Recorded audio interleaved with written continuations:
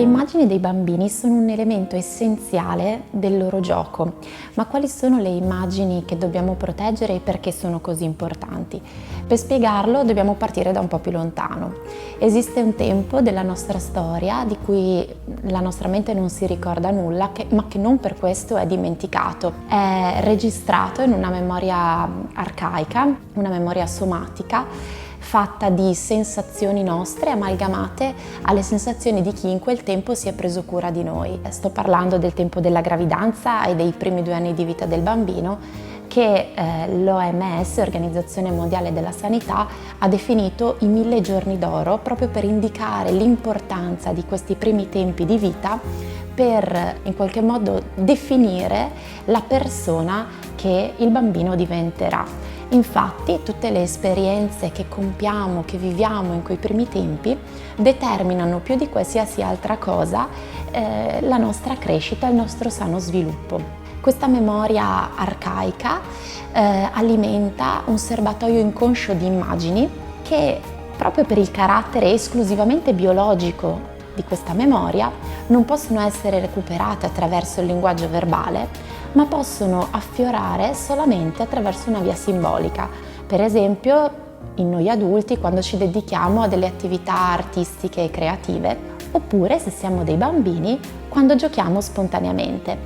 Il gioco spontaneo, infatti, è il canale elettivo con cui dar voce senza parole alle immagini e le emozioni più profonde che ci sono dentro di noi. La possibilità di giocare queste immagini, cioè di tradurle in azioni, è molto importante e questo ci viene ben spiegato dalle ricerche che sono state svolte nell'ambito delle neuroscienze in questo settore. Infatti, gli studi ci dicono che giocare queste immagini, quindi dar loro una forma, trasformarle, permette al bambino di costruirsi tutta la rappresentazione di sé, degli altri, del mondo, costruire i propri pensieri e quindi la propria persona. Ancora, la possibilità di giocare queste immagini permette al bambino di distendere le tensioni del proprio corpo, rassicurarsi in merito alle angosce che vive, riuscire a sopportare anche dei momenti di difficoltà, trovando delle soluzioni e quindi dare un senso a ciò che gli accade. E inoltre la possibilità di giocare queste immagini permette di prendere un po' di distanza dalle intense emozioni che ogni bambino vive, separando in qualche modo la pulsione dall'azione e mettendo in mezzo un pensiero. Quindi possiamo dire insegna al bambino a pensare prima di fare. È solo grazie al coinvolgimento corporeo ed emozionale che è possibile strutturare ogni tipo di apprendimento, persino gli apprendimenti scolastici.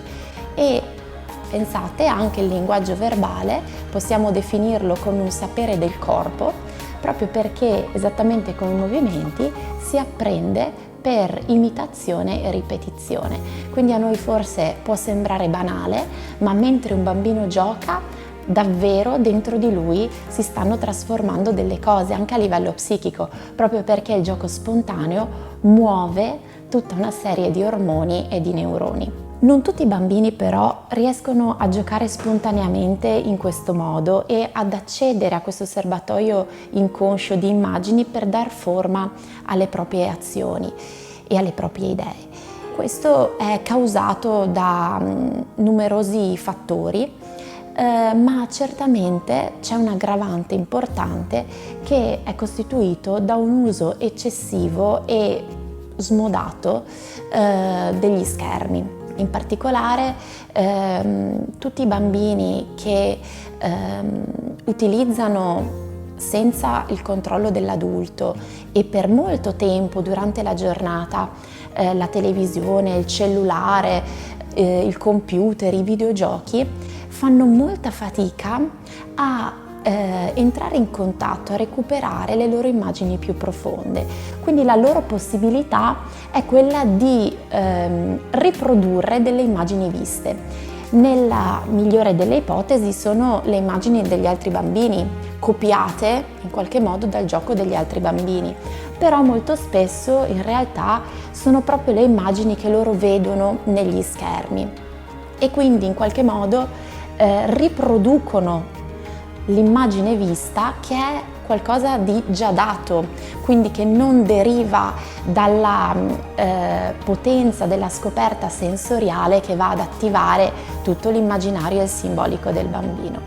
Il bambino riveste il ruolo di questi personaggi che vede e in qualche modo rimane intrappolato nell'eccitazione del personaggio, nell'emozione, non ha la possibilità di pensare, non c'è trasformazione, non c'è pensiero, non c'è rassicurazione, se non forse una falsa rassicurazione, e non c'è nemmeno la possibilità di attendere, ma tutto è subito, esattamente come nel digitale, dove tra l'altro le immagini sono particolari perché a livello percettivo sono molto attrattive per i bambini.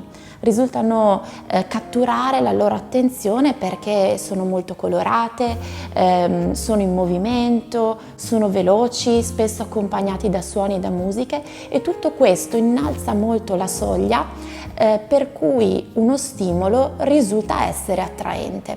Di conseguenza tutte le situazioni o gli stimoli che non raggiungono questa soglia percettiva perdono per il bambino ogni interesse. Un altro aspetto del digitale che dobbiamo tenere in considerazione è che i bambini possono passare da un contenuto all'altro molto velocemente, e questo non permette di allenare una funzione importantissima dell'attenzione, che è la persistenza sul contenuto, che è la stessa cosa che poi ritroviamo a scuola quando magari i bambini si trovano in difficoltà a permanere concentrati su un compito o su una richiesta. L'attenzione è esattamente come un muscolo, va allenata per poter funzionare al massimo delle sue potenzialità. Quindi, per concludere, è importante che proteggiamo e preserviamo la possibilità dei bambini di accedere alle loro immagini più profonde. L'immobilità davanti agli schermi è da vedersi come una passività che va a compromettere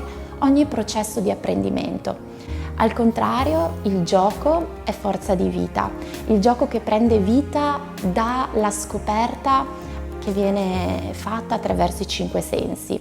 È solo attraverso il piacere che il bambino prova, andando a pescare dentro di sé le proprie idee, le proprie emozioni, e esprimerle, tirarle fuori attraverso l'azione che esercita sul mondo, che il bambino sente di esistere, e in questo modo si può costruire come una persona intera ed integra che sta bene con se stessa e con gli altri.